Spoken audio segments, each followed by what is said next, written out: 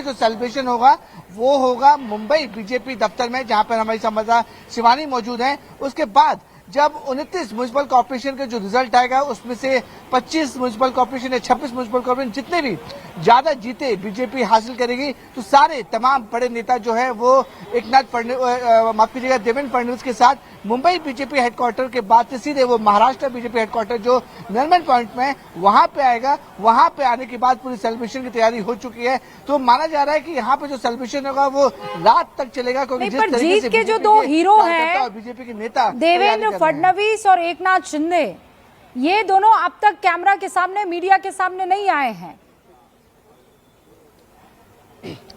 आज रूबी के देखिए, ये हमने हमेशा देखा है, चाहे लोकसभा चुनाव की बात करें या विधानसभा चुनाव की बात करें या छोटे चुनाव की बात करें, जिला परिषद या मेयर के चुनाव की बात करें, म्युनिसिपल कॉर्पोरेशन की।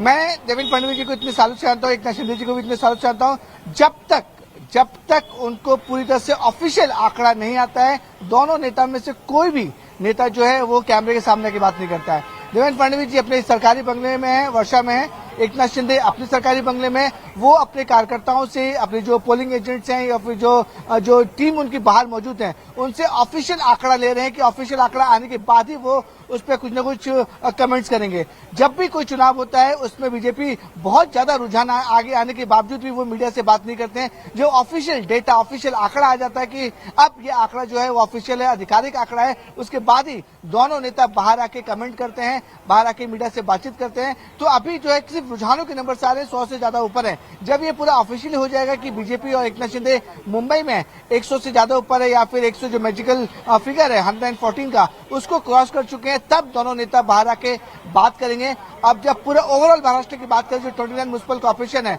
उसमें उनका जो नंबर्स को जो दावा किया जा रहा है कि 26 म्युनिसिपल कॉर्पोरेशन वो जीत पाएंगे, वो जब ऑफिशियल डेटा आ जाएगा उसके बाद वो बात करेंगे। तो मुझे लगता है कि 2:30 से 3 बजे तक हो सकता है कि महाराष्ट्र के सीएम एकनाथ शिंदे और देवेंद्र फडणवीस जो है मीडिया से बात कर सकते हैं। 3 बजे का इंतजार करना पड़ेगा और जैसे ही वो बात करेंगे तो जहां मैं मौजूद हूं रूबिका, वहां का नजारा एकदम चेंज होगा। सैकड़ों की तादाद में यहाँ पे कार्यकर्ता होंगे। जो महाराष्ट्र में एक परंपरा होती है कि जब भी कोई जीतता है तो उसको वहाँ पे गुलाल लगाया जाता है, गुलाबी रंग का, और गुलाल से पूरी तरह से उसे नहला दिया जाता है और पूरी तरह से जो कार्यकर्ता होता है वो एक दूसरे को गुलाल लगाते हैं। आपने तस्वीरें देखी होंगी, नवनाथ बंद जब जीते थे तो उसके बाद जो उनको पूरी तरह से गुलाल से नहला दिया गया था, वैसी ही स्थिति मुंबई बीजेपी हेडक्वार्टर में होने वाली है और वही स्थिति महाराष्ट्र बीजेपी हेडक्वार्टर जो नरमन पॉइंट में वहां पे होने वाली है।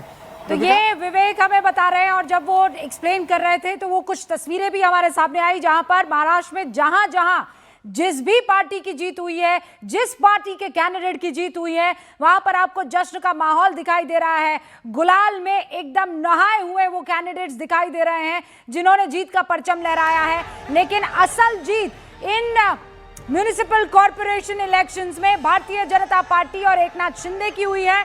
लेकिन अगर टू बी प्रिसाइज और स्पेसिफिकली बताया जाए तो भारतीय जनता पार्टी यहां पर इतिहास रचते हुए नजर आ रही है। एशिया की सबसे अमीर नगर पालिका, जिसका सालाना बजट 74,427 करोड़ है, उस पर अब काबिज भारतीय जनता पार्टी होने वाली है। बाकी ये जो 28 महानगर पालिका है उसका कुल बजट जो है वो उससे ज्यादा है, ये सालाना बजट जो मैं बता रही हूं। इनफैक्ट कई राज्य 50 देशों की जीडीपी से ज्यादा बजट बताया जाता है इस अमीर नगर पालिका का, और करीब 80,000 करोड़ की तो एफडी भी मौजूद है। और इसीलिए यहां के चुनाव सबसे महत्वपूर्ण हो जाते हैं। The financial capital of India, और पहली बार ऐसा होगा कि वहां भारतीय जनता पार्टी का मेयर 25 साल का जो किला था वो ढह जाएगा। और वो किला किसका? शिवसेना उद्धव ठाकरे का, बाला साहेब ठाकरे का। अब तो इस बार भाई भी दोनों साथ आ चुके थे, लेकिन बावजूद उसके ये किला बहुत आसानी से बीजेपी ने और एकनाथ शिंदे ने, जो कि कभी सिपह सालार हुआ करते थे बाला साहेब ठाकरे के, उनकी पार्टी के, और अब तीर कमान भी एकनाथ शिंदे के पास है और पूरी पार्टी भी एकनाथ शिंदे के पास है। और अब इस पर पूर्ण विराम लग जाएगा। उद्धव ठाकरे इस कुर्सी को भी बचा नहीं पाए हैं। दूसरी तरफ भारतीय जनता पार्टी ने पिंपरी चिंचवाड़ में भी ऐतिहासिक जीत दर्ज करने का सारा जो रास्ते होते हैं, दरवाजा वो खोल दिया है। मेरे साथ शिवानी भी है, अरुण भी यहाँ पर मौजूद है। अरुण, इससे पहले जब चर्चा हो रही थी, इस बात पर चर्चा हो रही थी कि कई चुनाव ऐसे होते हैं जो परिवारों को तोड़ देते हैं, कई चुनाव ऐसे होते हैं जो परिवारों को जोड़ देते हैं।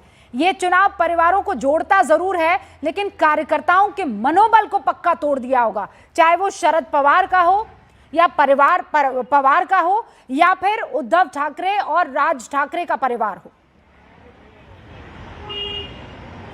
देखिए, बड़ा सवाल यही है। पहली बात तो यह कि पवार ब्रदर्स जो है या पवार परिवार जो है, उसको उनके वोटरों का या उनके समर्थकों का क्या अप्रूवल नहीं मिला इकट्ठा होने के लिए, क्योंकि काफी अरसे से ये बात चल रही थी कि शरद पवार, अजीत पवार इकट्ठा होना चाहते हैं। लेकिन पिंपरी चिंचवाड़ और पुणे, ये दो जो नगर पालिकाएं हैं जहां पर दोनों दलों ने गठबंधन किया था और अजीत पवार ने देवेंद्र फडणवीस और एकनाथ शिंदे को छोड़ करके अपने चाचा के साथ कोशिश की थी कि एक परिवार को इकट्ठा किया जाए। क्या उसको अप्रूवल मतदाताओं का भी नहीं मिला और कार्यकर्ताओं का भी नहीं मिला। और ये बड़ी बात है पवार परिवार के लिए, क्योंकि एक बड़ी ताकत शरद पवार कई दशकों से रहे हैं महाराष्ट्र में। तो अगर उनकी ताकत इतनी कमजोर और इतनी कम हो गई है तो ये पवार परिवार के लिए चिंता का विषय है। दूसरी बात जो आपने कही ठाकरे ब्रदर्स के इकट्ठा होने की, ठाकरे ब्रदर्स इकट्ठा हुए, लेकिन अगर उनका प्रदर्शन पिछली बार से आधा रह जाता है, जो अभी तक जो आंकड़े दिखाई दे रहे हैं 40-45 के आसपास के आंकड़े दिखाई दे रहे हैं, 50 के आंकड़े दिखाई दे रहे हैं, तो 84 और 50 कहीं ना कहीं उनको भी अंदर अपने झांकना होगा। और एक बाला साहब ठाकरे की विरासत जो अब एक ही जगह बची थी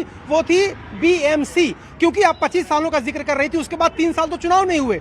अगर शायद चुनाव होते तो इसके पहले विरासत उनको मिल पाती कि नहीं, ये भी एक सवाल था।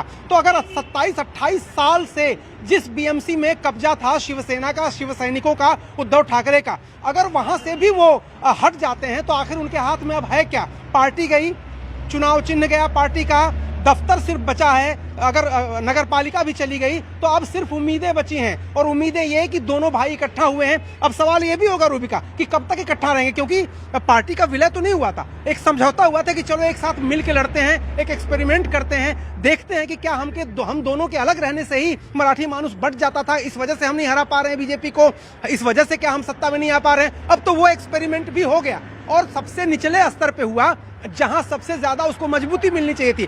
विधानसभा और लोकसभा के मुद्दे अलग होते हैं, वहां पर केंद्रीय नेतृत्व, चाहे प्रधानमंत्री नरेंद्र मोदी का चेहरा आ जाता है, अमित शाह की रणनीति आ जाती। यहां तो वो दोनों आए भी नहीं, दोनों या तो प्रधानमंत्री की बात कर ले या गृहमंत्री की, दोनों में से कोई यहां पर प्रचार करने नहीं आए और नहीं रणनीति बनाने आए। ये तो सिर्फ स्टेट लीडरशिप ने यहां पर चुनाव लड़ा है। तो अगर आप स्टेट लीडरशिप से नहीं लड़ पा रहे हैं, देवेंद्र फडणवीस से ही नहीं लड़ पा रहे हैं, तो केंद्रीय नेतृत्व जब आएगा तब क्या होगा लोकसभा या विधानसभा चुनाव में। तो ये एक गहन चिंतन का विषय शिवसेना उद्धव के लिए भी है कि वो आगे अपनी रणनीति क्या करेंगे, आदित्य ठाकरे का भविष्य क्या होगा।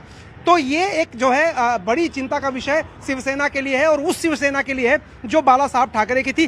क्या अब उसको एकनाथ शिंदे रिप्रेजेंट कर रहे हैं, क्या मराठी वोटर उनके साथ हैं, या सिर्फ बीजेपी के साथ मिलने से उनको फायदा हो रहा है। ये कई समीकरण हैं, कई सवाल हैं, कई पेच हैं, जो जब चुनाव के सारे नतीजे आ जाएंगे